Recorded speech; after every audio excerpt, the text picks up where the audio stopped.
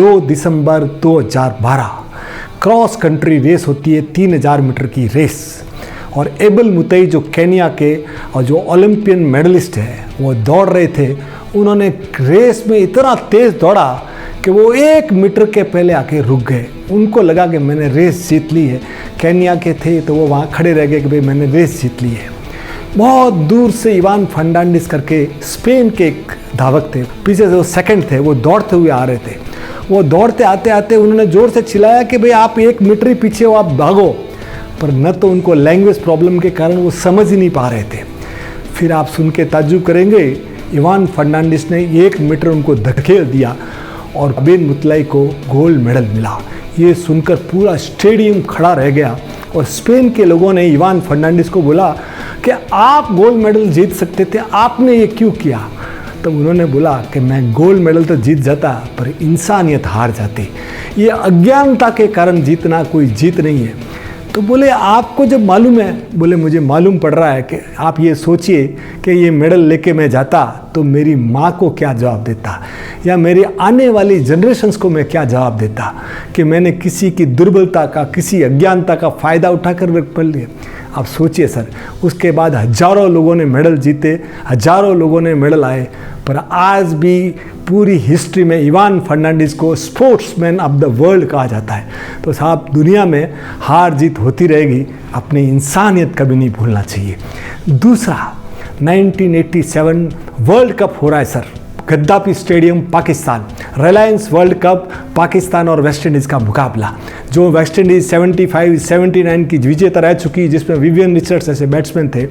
Last over चल रहा है सर, कॉटनी वॉल्स जिसने 500 से ज़्यादा विकेट लिए थे वो बॉलिंग कर रहे हैं। पाकिस्तान के सिर्फ 2 विकेट बाकी थे और 7 रन बनाने थे और इकबाल कासिम एक शोर पे खड़े थे और दोनों बैट्समैन 4 मारने के काबिल नहीं थे। और जैसे ही वो बॉल करने आए तो इकबाल कासिम 1 रन चुराने के चक्कर में क्रीज छोड़कर भाग गए। कॉटनी वॉल्स चाहते तो उसी समय उसको रन आउट कर सकते थे, पर कॉटनी वॉल्स ने बोला कि gentleman this is not the way to play cricket. आप आके क्रीज में खड़े हुई।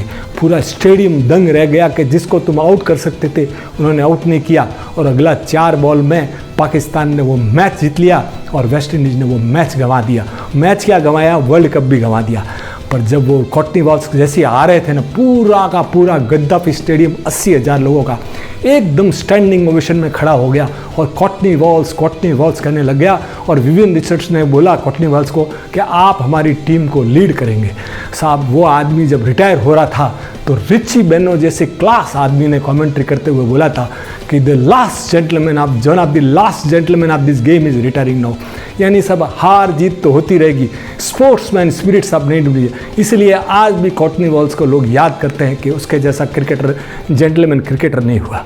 अपने यहाँ हिंदुस्तान में योगेश्वर दत्त जो पहलवान थे उनको ब्रॉन्ज मेडल यानी 3रा मेडल मिला हुआ था। उनसे पहले एक रशियन पहलवान थे जिनको सिल्वर मेडल मिला था और उनको डोपिंग टेस्ट में वो फेल हो गए। तो वो सिल्वर मेडल जब योगेश्वर दत्त को देने ही वाले थे, इतने में मालूम पड़ा कि वो रशियन पहलवान कार दुर्घटना में मारे गए।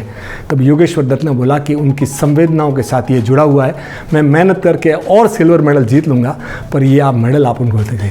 तो हमारे यहाँ भी योगेश्वर दत्त जैसे हुए जिन्होंने वो सिल्वर मेडल उनको रशियन को दिया। तो साहब हार जीत होती रहेगी, जीवन में इंसानियत सबसे बड़ी चीज़ है। आप हार जीत भले भी हो, स्पोर्ट्समैन स्पिरिट मत भूलिएगा। जय हिंद।